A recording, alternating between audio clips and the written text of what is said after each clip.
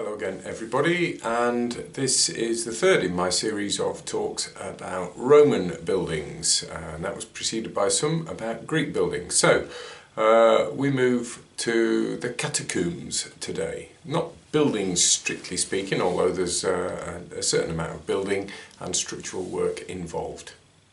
As you travel south out of Rome towards Naples, you leave the city on the old road by the Porta San Sebastiano.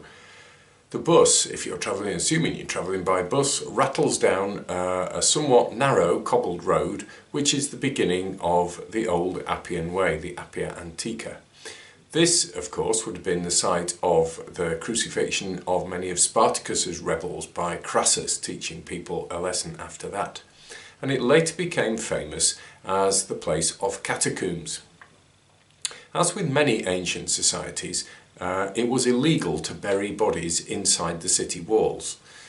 The rich and famous paid a lot of money to have a site near the main roads going out of each city, because it's a way of having a big mausoleum that proclaimed how rich and famous you were. If you go a little way down the old Appian Way, you could come, for instance, to the tomb of Cecilia Metella from the Metelli family, one of the most powerful families in Rome. But there were many people who were buried in much cheaper surroundings, and these later came to be called catacombs. Now these burials dug into the rock, which is called tufa, which is quite easily diggable until it comes into contact with air, at which point it goes hard. These catacombs tunnels were extended for many miles beneath the earth. Some, the shallowest ones were about 15 feet below street level, and some of them went 40 or 50 feet below street level, but many extended for many miles. The tombs of San Callisto, for instance, extend for at least 20 kilometres with underground tunnels, and quite possibly further in places which have not yet been excavated. They came to be associated very much with the burial of Christians, but actually many religions were represented. We know of separate Jewish catacombs, for instance, just off the Appian Way. And some were named after saints who were housed there, even though there were many non-Christians who were buried there too. So I'm going to talk today in general about catacombs, but about two particular sites: the catacombs of San Callisto and the catacombs of San Sebastiano. Each had their own unique selling point, as it were, but there are some common features. First, the name catacombs was originally specific to the catacombs of San Sebastiano. The catacombs there were built from the site of some quarries, and so the entrance to the tunnels, the burial tunnels, were said to have been the ones near the hollows. In Greek, katakumbas means near the hollows, which incidentally shows that we've got a bilingual population going on here, or perhaps the people involved in this were immigrants from the eastern part of the Mediterranean, where Greek was a much more commonly spoken language than Latin. There was a skilled job called a fossor, so there were guilds of fossores who were skilled diggers, and they needed to be able to dig down into the earth safely for many miles, like the 20 kilometres at least at San Callisto. They also needed to be able to take in two particular types of burial, and these were ones in the cheaper sort, which were in what are called loculi, little places, diminutive in Latin, and another one called cubicula and an associated arcosolium, which goes over the top. The latter of these is much richer. It's a kind of family area or a burial place for well-connected rich people. And those are the ones where there's quite a lot of the very famous artwork from the catacombs. The loculi are like little slots which are basically pulled out of the tufa. So you get a body of the dead person. It would be slaked with quicklime, wrapped in a shroud, and then encased or entombed with tiles, or perhaps with a marble slab over the top. Sometimes people were buried with small items, perhaps a lamp, a toy for children, a cup, maybe a jewel, and these acted as sort of personal identifiers, especially for the illiterate population. It's quite rare to find names of individuals of this type of tomb. It's not that common amongst the others either. There were many, many thousands of these which have been discovered in lots of different catacombs. They're all over Rome. And there are many which remain buried, yet to be discovered. Incidentally, this shows the Christian preference at this point for burial over cremation. Something which is still, certainly in the Catholic tradition, burial is much more popular than cremation. So the arcosolia and the associated cubicula, or dining, or like bedrooms almost, was an arched area near a tomb. Very often these little areas were decorated with pictures of, say, the Last Supper, of Jesus as the Good Shepherd, the symbol of an anchor as a symbol of hope, and the picture of a vine, Jesus as the true vine. Some of these are the earliest Christian art, certainly the earliest Christian art showing representations of Christ, which are pretty rare at an early date.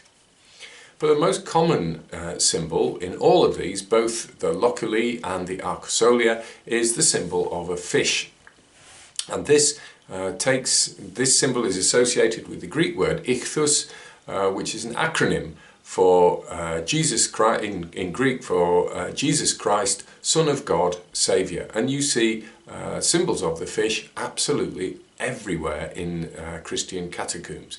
And again, it shows the popularity or the commonness of Greek language amongst the Christian church at this point. So what special features are there to do with these two famous sets of catacombs of San Callisto and San Sebastiano? Well, the first one, San Callisto, has a crypt of the popes, so-called, and many of the 3rd century popes, and there's quite a lot of them, were buried here after San Callisto actually set up this chapel and burial place specifically for the purpose. He's quite an interesting and controversial figure, born a slave. He was then sentenced to exile, recalled from exile and hard labour in Sardinia. He was made a deacon. He's involved either in investigating or perhaps in some financial irregularities in the church. And then, after a rapid rise from being a deacon, became pope.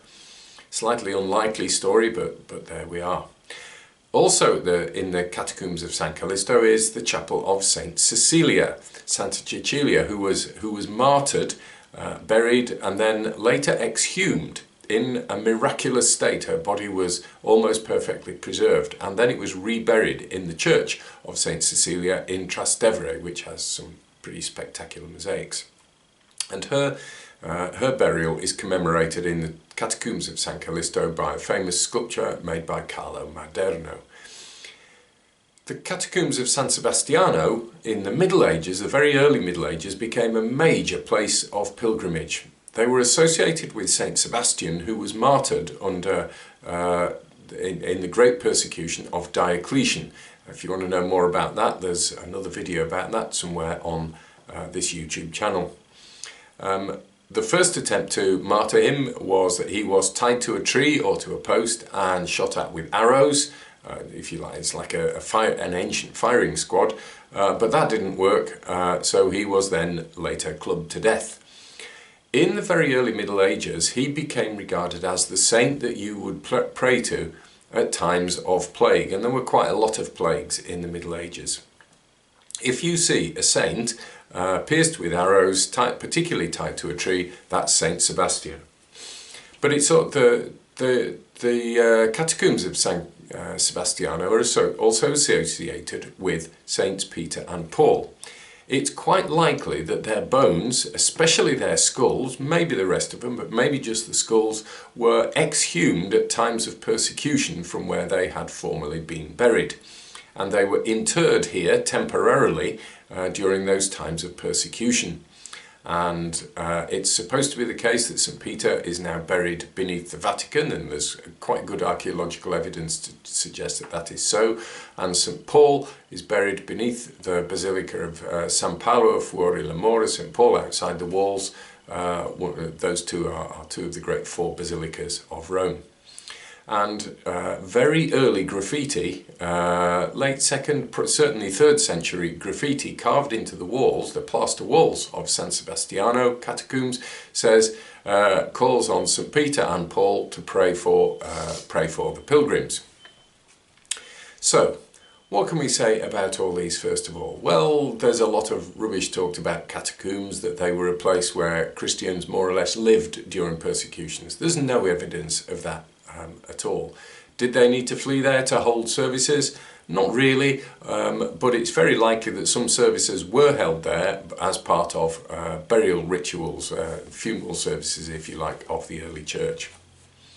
But my thought for you today is actually about Saint Sebastian. And here we are at the time of the COVID-19 plague.